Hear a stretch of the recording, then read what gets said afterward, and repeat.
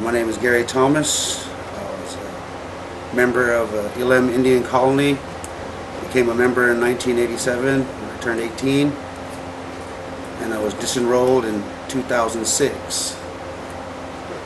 And I'm here to tell my story about tribal corruption and tribal greed.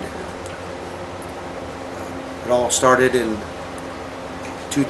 late 2006. Around October, they were coming up with some paperwork saying that we weren't descendants from Elem Indian Colony, so they started writing us letters telling us they have historical facts stating that our true descendancy was from the Lower Lake area, which we've never denied. We've never denied that fact that our grandfather was from Lower Lake area, but our grandmother was from Sulphur Bank, Elem Indian Colony.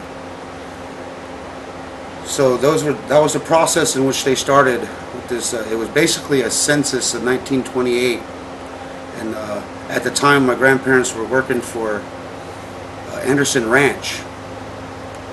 They worked for old man Anderson. My grandmother washed clothes and took care of the kids, and my grandfather took care, he was basically a ranch hand.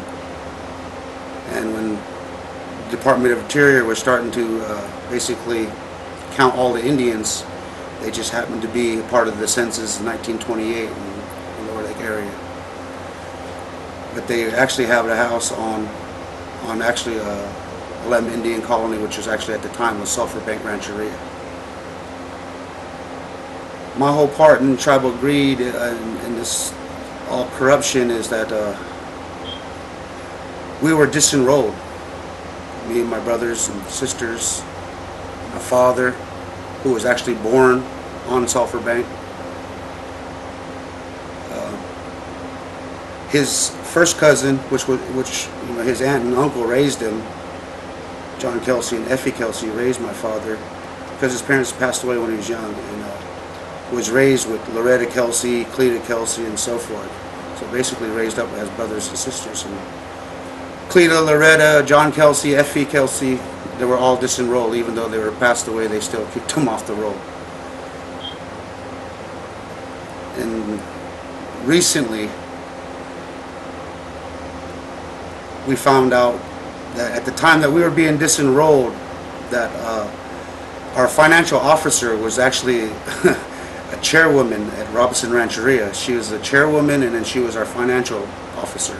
I don't know how that ever worked out, but during the time of our disenrollment, she actually, the idea actually came from Elem. Basically, she figured, well, if we can do that, if they can do that, get away with that down there in Elem, that she can go ahead and do that in Robinson. And that's been pretty much the process of tribal corruption here in Lake County, in the Poma area, is that first they suspend your rights, take away your voting rights, and then during that process they go ahead and set forth with the disenrollment, and then later on eviction and kicking out of people that